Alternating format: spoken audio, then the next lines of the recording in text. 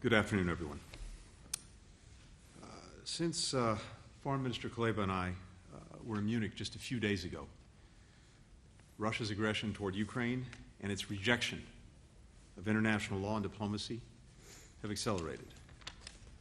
Yesterday, President Putin recognized the so-called independence of the Donetsk and Luhansk regions of Ukraine, where violent Russian-backed separatists have been fighting a war since 2014. A few hours later, he gave authorization to Russian troops to enter those regions. For weeks, we've been warning the world that Russia was mobilizing for military aggression against Ukraine. We've made clear that if Russia invaded, the United States and our allies and partners would impose swift and severe consequences. Now that Russia has moved against Ukraine, so too have we moved on our strong and unified response. This afternoon, the President announced the first round of sanctions on Russia in response to its actions. These have been closely coordinated with our allies and partners. We'll continue to escalate our sanctions if Russia escalates its aggression toward Ukraine. Today, we're implementing full blocking sanctions on two large Russian financial institutions, VEB and Bank, both of which have close links to the Kremlin and the Russian military. Collectively, they hold more than $80 billion in assets.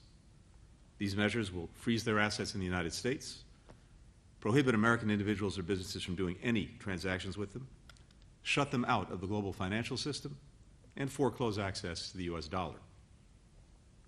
We're expanding our existing sanctions on Russian sovereign debt.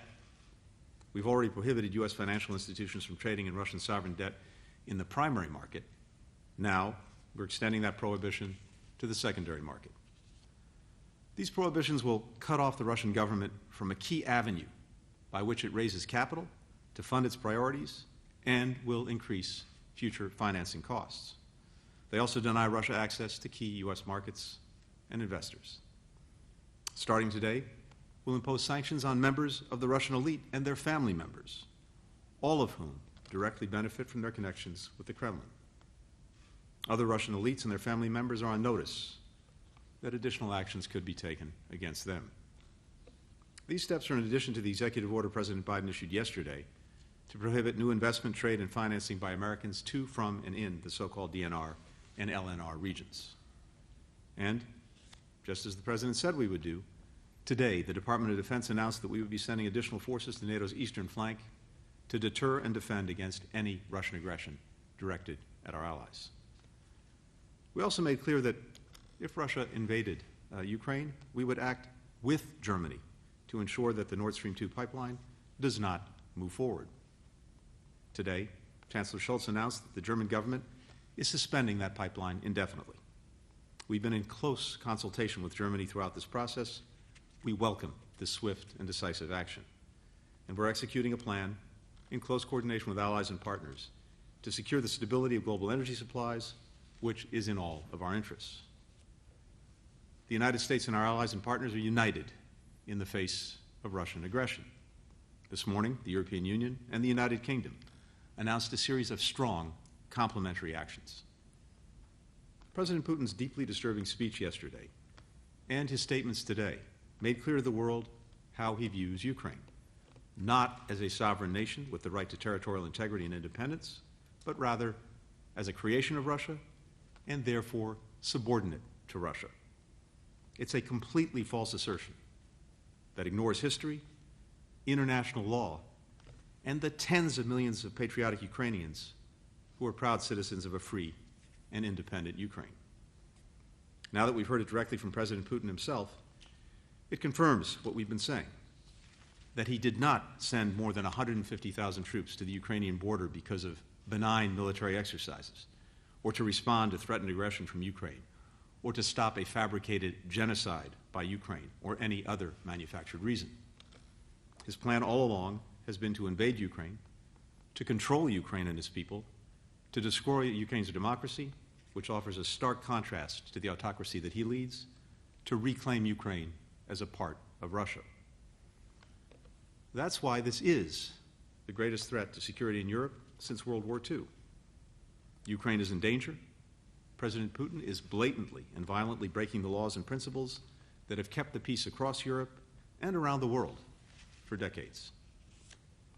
Yesterday, at an emergency session of the UN Security Council requested by Ukraine, the United States and many other countries condemned Russia's renewed attack on Ukraine's sovereignty and territorial integrity as a violation of international law and the United Nations Charter. U.S. Ambassador Linda Thomas-Greenfield underscored that President Putin has now torn to shreds the Minsk agreements, which sought to end the conflict in the Donbass region of Ukraine peacefully through diplomacy. President Putin himself essentially declared those agreements null and void. The complete abdication of Russia's commitments under the Minsk agreements is just the latest demonstration of Russia's hypocrisy when it comes to the agreements that it claims to seek and to uphold. Since the beginning of this Russian-manufactured crisis, Moscow has insisted that only legally binding agreements could satisfy its security concerns. But the Minsk agreements now join a long line of agreements, many legally binding, that President Putin has broken. These include the Helsinki Final Act, in which all OSCE countries, including Russia, pledge to respect national sovereignty and territorial integrity and refrain from the threat of the use of force. The Charter of Paris, which further established countries' responsibilities to honor those pledges. The Conventional Armed Forces in Europe Treaty, which limits the deployment of military equipment in Europe. The Vienna document, in which all OSCE countries, including Russia, agreed to confidence and security building measures to increase transparency and predictability about their military activities. And of course, the Budapest Memorandum, in which Russia promised to respect Ukraine's independence and sovereignty in its 1994 borders and refrain from using force against Ukraine. In the past 24 hours alone, with his actions toward Ukraine, President Putin has violated all of these agreements.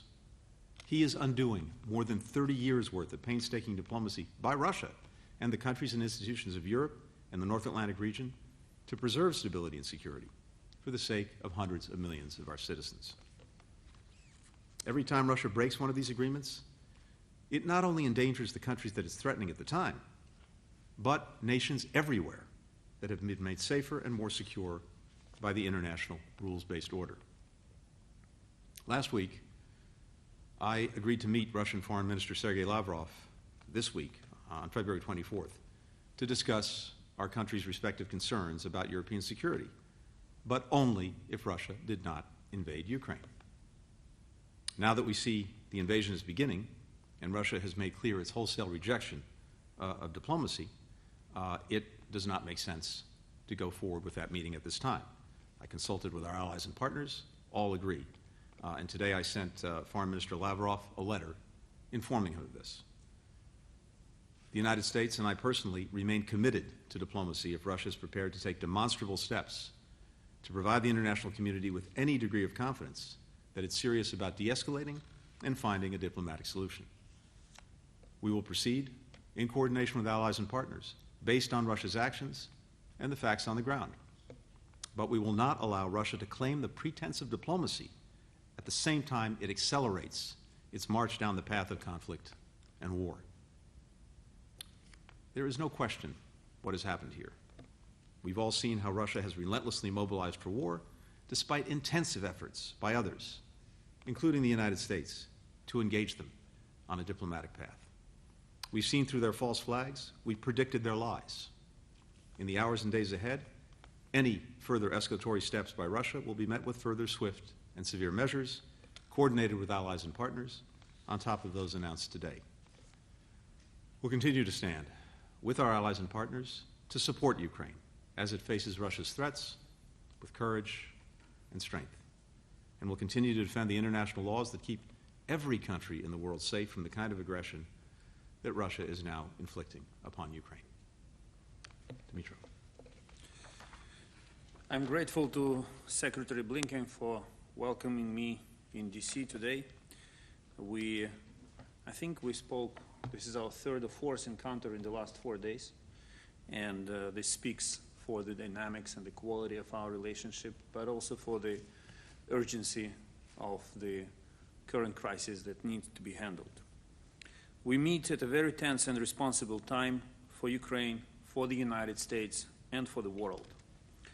We all are at a critical juncture for the security of Europe, as well as international peace and security more broadly. Russian aggression has brought the world to the edge of the largest catastrophe since World War II. Yesterday, President Putin moved to recognize two pieces of Ukrainian land as independent entities. Ukraine does not and will never recognize this absurdity. Neither will the world recognize it. In fact, what Putin recognized is not the so-called Donetsk People Republic and Lugansk People Republic. He recognized his direct responsibility for the war against Ukraine and an unprovoked and unjustified war on another sovereign state in Europe, which Russia now intensifies. President Putin killed Minsk agreements, and more broadly, he attacked the world order. Needless to say, Russia's move is a grave breach of international law and a new act of aggression against Ukraine's sovereignty and territorial integrity. Therefore, Ukraine strongly believes that the time for sanctions is now. And in this context, we welcome today's announcement of sanctions by President Biden. The world must respond with all its economic might to punish Russia for the crimes it has already committed and ahead of the crimes it plans to commit. Hit Russia's economy now and hit it hard. I commend immense efforts of the US diplomacy, led by Antony, to mobilize the global coalition of allies and partners to stop Russia. The entire world stands today with Ukraine, and rightly so. Putin wants much more than a war-torn piece of Ukrainian land and people living there. What stops him is only our unity and resolve, and we can still stop him. Ukraine continues the engagement with the United States, EU, and NATO in diplomatic efforts to ease tensions. Yet, we also stand ready for any possible development. We had a focused discussion today with Secretary Blinken on steps to protect Ukraine and our multidimensional resilience. One of the proposals that we put forward today is designing a program similar to the Lend-Lease implemented during the World War II to support the war efforts of the allies in Europe. This program will help to ensure sustainability and will improve efficiency in strengthening the capacity of Ukraine to defend itself. The last point that I would like to make, today we discussed some very specific ideas, and we appreciate very concrete steps made by the United States. These days we receive proposals from some countries to condemn Russia's behavior, to condemn but not follow the condemnation with action. And I would like to say that condemnations are important, but it's actions that really matter now, these days. And I'm grateful to our strategic partner, the United States, for its ironclad support, including military, economic, and political, diplomatic assistance provided to Ukraine. The Ukrainian people will surely remember the United States standing with Ukraine at this decisive moment in history. Thank you. We'll now turn to questions, and we'll take two from each delegation. We'll start with Vivian Salama of the Wall Street Journal. Thank you very much. Mr. Secretary, President Biden said 3 days ago that if Russia invades, they will have chosen war and the door to diplomacy will be closed. Today, however, he seemed to have left the door open for diplomacy despite labeling what Russia has done as an invasion. And so even though you've now canceled your meeting with Minister Lavrov, can you say what the circumstances would entail to justify talks at this point, absent, say, a full withdrawal? Does the actions in Donbass kind of open the door for potential negotiations. And on that point, if you would both indulge me with two questions, President Putin today also said that the crisis could be resolved if Kiev promised to abandon future efforts to join NATO. And so that's been a non-starter for the West. So what needs to happen then for any of these talks to actually be entertained? Minister Kuleba, good to see you again. Quick questions for you. Does the Ukrainian government have any plans to evacuate Mariupol or Kharkiv in the coming days, just given the events that we've seen in Donbass? And secondly, the United States has informed the United Nations of credible information showing that Moscow has compiled a list of Ukrainians to be killed or sent to camps following a military occupation. Were you informed of this list? Your government, was it informed of this list? And have any actions been taken to respond to it? Thank you. Thank you. I'm happy to start. First, the further renewed Russian invasion of Ukraine that has now begun means clearly that the idea of having a meeting this week with Foreign Minister Lavrov to pursue diplomacy now rejected by Russia, does not make sense. But having said that, to the extent there is anything that we can do to avert an even worse case scenario, an all-out assault on all of Ukraine, including its capital, that would inflict horrific costs on the Ukrainian people, we will always pursue that. So we, our partners, remain open to diplomacy, but Moscow needs to demonstrate that it's serious. The last 24 hours it's demonstrated just the opposite. It hasn't been serious to date, including with regard to the meeting that was planned for Thursday. We made clear that in the context of a Russian invasion, we would not go forward with that meeting. If Moscow's approach changes, I remain very much prepared to engage. With regard to President Putin's statement about NATO and the open door, it's very clear what we've seen in the last 24 hours that this has never been about Ukraine and NATO, per se. What President Putin has made clear is that this is about the total subjugation of Ukraine to Russia. It's about reconstituting the Russian Empire, or short of that, a sphere of influence, or short of that, the total neutrality of countries surrounding Russia. And so the issue of Ukraine and NATO has really been an argument, an excuse to mask the fact that what this is about is President Putin's view that Ukraine is not a sovereign country, that it does not have an existence or independence, not associated in some fashion with Russia, a proposition that we not only firmly reject, but so does virtually every Ukrainian. I can only reiterate what the Secretary just said on NATO. NATO is a choice of the people of Ukraine. No one but Ukraine and NATO will decide on the future of our relationship. And it has never been about NATO for Putin. It's just an excuse. Even if we do nothing, President Putin will find a reason to accuse us of doing something. Regarding our plans to evacuate Mariupol or Kharkiv, no, we do not have such plans. We have two plans. Plan A is to utilize every tool of diplomacy to deter Russia and prevent further escalation. And if that fails, Plan B is to fight for every inch of our land and every city and every village. To fight until we win, of course. And about the list of extermination, no, we haven't received it officially. But I wouldn't exclude that such a list can exist. We'll turn to Olga Koshelenko from 1+1 Media. Good afternoon, Mr. Secretary of State. From your perspective, is Budapest Memorandum rather alive or dead?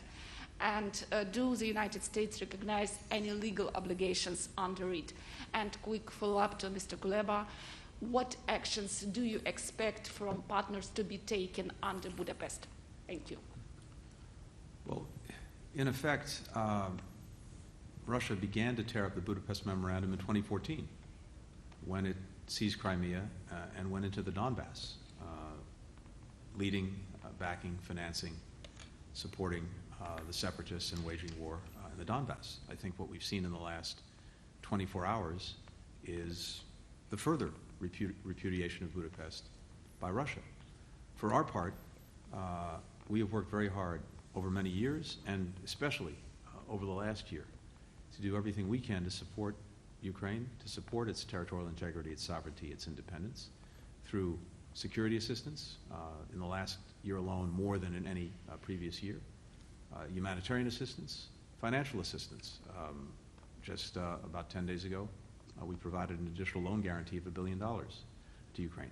And of course, leading the effort internationally to build support for Ukraine in this hour of need. So we stand very much behind that support expressed in the Budapest Memorandum, and doing everything that we can to uphold Ukraine's independence, its security, its well-being.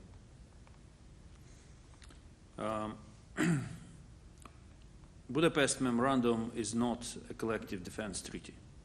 So the truth is that no one promised us that they would fight for us if we are attacked. This is not the subject matter of the Budapest Memorandum.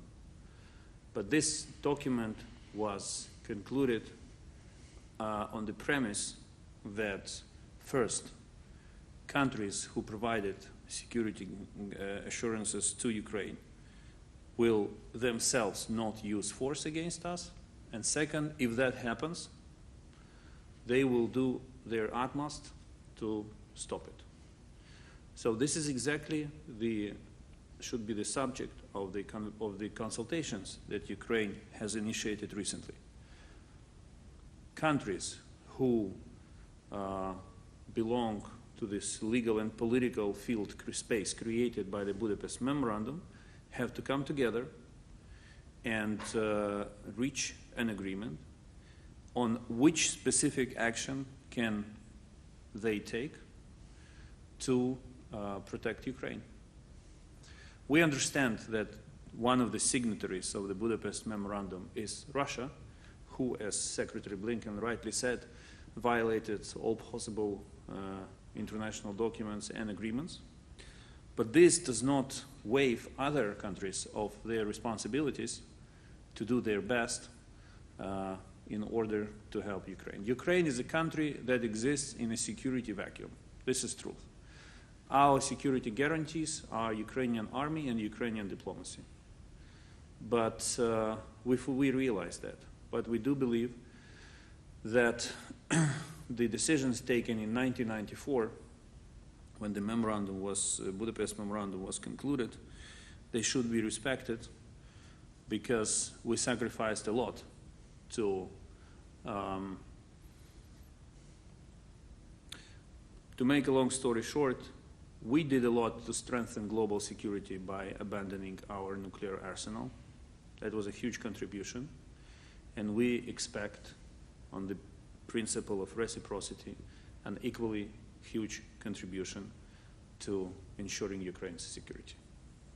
Ben Hall, Fox News. Thank you.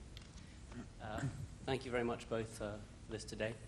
Foreign Minister, there is a suggestion that what we've seen so far is a minor invasion, that there's more to come, and so it only warrants sort of lesser US sanctions. I wonder if that is your read as well. And also, you and President Zelensky called for tough sanctions to be placed on Russia before the invasion. You said this would happen. If not, it has happened. Are you happy with that in mind, with the way the US has handled this? What more would you like to see from the US and from the international community to try and deter more aggression? And Secretary Blinken, thank you. Given that Russia has invaded Ukraine, regardless of all the threats of harsh sanctions, the attempts at diplomacy, what makes you think that continuing down the same path is going to deter them any further? Do you think it's time to change tact? Do you think diplomacy has failed? And secondly, have you underestimated Putin? First, there is no such thing as minor, middle, or major invasion. Invasion is an invasion. Second, as I said earlier, we do appreciate the sanctions which were announced today. They target Russia. They're very specific. They are painful. I can say, frankly, that yesterday when we learned about the first executive order to impose sanctions on related to economic activities in the Donetsk, with Donetsk and Lugansk, we were puzzled because we saw how the side that thought recognition from Russia is being punished, but we didn't see how Russia, who granted its recognition, is punished. But we saw it today. And this strategy of imposing sanctions by waves, if I may put it this way, is something that can work if it continues in a sustainable way. President Putin should not have a single minute when he starts to think that this is the threshold, this is the ceiling, the pressure reached its ceiling, and he will not be punished anymore. This pressure should continue to be stepped up, and if that involves regular issuance of executive orders on new sanctions, we will be more than happy to see that. I will repeat again. We can, despite the horrific address by President Putin, where he basically challenged or rejected, he didn't challenge it, he rejected the very existence of the Ukrainian state, we can still stop him if we act in a very resolved way and keep mounting pressure on him. The question is that he has a certain table on his mind, which I'm not aware of, but I'm sure he has it. And we should also understand that every next decision should be taken in a swift action. And we saw 2 executive orders issued by President Biden within, less than 24 hours. This may be the dynamics that will have to be upheld if Russia continues to escalate. And it was encouraging to hear from Secretary a very simple sentence: if Russia escalates, the United States and partners will escalate sanctions. This is exactly the rule that has to be followed. And yes, we did believe that it would be helpful for some of sanctions, not all of sanctions, but some of sanctions to be imposed before the invasion begins as a preemptive measure for what Russia had done before. But this question becomes obsolete now, and we have to focus on a different strategy, the one that I just described. Ben, it's hard for me to improve much on my friend Dmytro's answer. I'll just add a couple of things. First, all along we said that we were pursuing 2 tracks. The track of diplomacy and dialogue to try to persuade Russia not to engage in renewed aggression against Ukraine, and at the same time, a track where we were building up deterrence, building up defense, and building a response that would have massive consequences for Russia. Russia has clearly chosen to reject diplomacy and dialogue and instead to pursue aggression. As a consequence, we have started to pursue the severe consequences that we've made clear would follow from any renewed Russian aggression. Today, faced with the beginning of Russia's invasion of Ukraine, we started high and will stay high. The sanctions that we've already announced go well beyond what we did in 2014. Full blocking sanctions against 2 of Russia's largest financial institutions, VEB and the military bank. These institutions hold more than $80 billion in assets. They provide key services that are critical to financing the Kremlin and Russian military. We have comprehensive sanctions against Russian sovereign debt. What that means is that we're cutting off the Russian government from Western financing. Sanctions on elites and family members, and as promised, as we've said all along, Germany taking action on Nord Stream 2. And to repeat what Dmytro just emphasized, we've also made clear, we're making clear today, that if Russia continues to escalate, so will we. And of course, it's not only the sanctions and other measures of that nature that are being taken.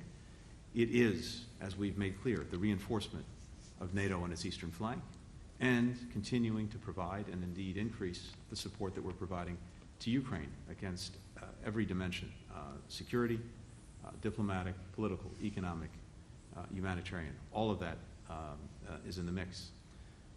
Ultimately, President Putin makes whatever decisions he makes. We can do everything in our power to try to shape those decisions. But, as I've said all along, whatever his decisions, we're prepared either way, and we've demonstrated that again today in full coordination with allies and partners. Have you underestimated him? Oh, I think to the contrary. We've not underestimated him. We've actually laid out for the world his entire playbook, a playbook that he is now following and is making very clear that, for example, what the President's laid out, what I laid out at the United Nations a week ago, is exactly what's happening. So we've had a very clear-eyed view of President Putin all along. We'll take a final question from Dmytro Kuleba from Inter TV. Mr. Blinken, I'm interested in your opinion about Normandy format. After all what happened in Ukraine last night, may one tell that it will not work anymore and should be replaced like Ukraine proposed? And secondly, I got a question which may sound very naive, but it's a question of my audience in Ukraine, millions of people who are really scared. And if any one of them will be on my place, they will ask you, if Russian troops will move forward, or if they will start intense artillery fire hitting Ukrainian territory, on your understanding, what will happen next and what will America do? Thank you. With regard to the Normandy format, I think the question is best directed at President Putin. As far as we can see by the actions that he's taken, he's rejected it, and he's torn up, in effect, the Minsk agreements, which the Normandy format was designed to advance. So if Russia is at all serious about resolving the conflict that it created in the Donbass, pursuant to the agreements it signed, the Minsk agreements, it's of course showing exactly the opposite. So the question is really for President Putin. We've supported the Normandy format all along with France, Germany, Ukraine, and Russia working to implement the agreements. And throughout, Ukraine has worked very hard to make good on its commitments. Russia's done just the opposite. But what we've seen now in the last 24 hours would seem to be the final repudiation of Minsk by Russia. But again, you would have to ask President Putin. With regard to what comes next, as I said a moment ago, and as we've said all along, if Russia pursues its aggression against Ukraine, it will face the massive consequences that not only the United States, but virtually all of our allies and partners have made clear would follow. You've heard this from the G7, the leading democratic economies in the world. You've heard it from the European Union. You've heard it from NATO. And that includes what we've started with today, and that is very severe economic and financial sanctions that will exact significant costs from Russia.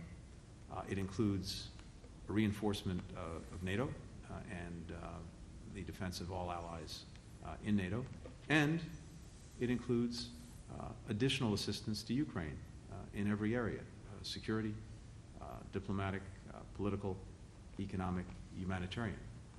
All of that will follow. And again, I repeat what I've said before, if and as Russia escalates, so will we. Thank you, Mr. Secretary.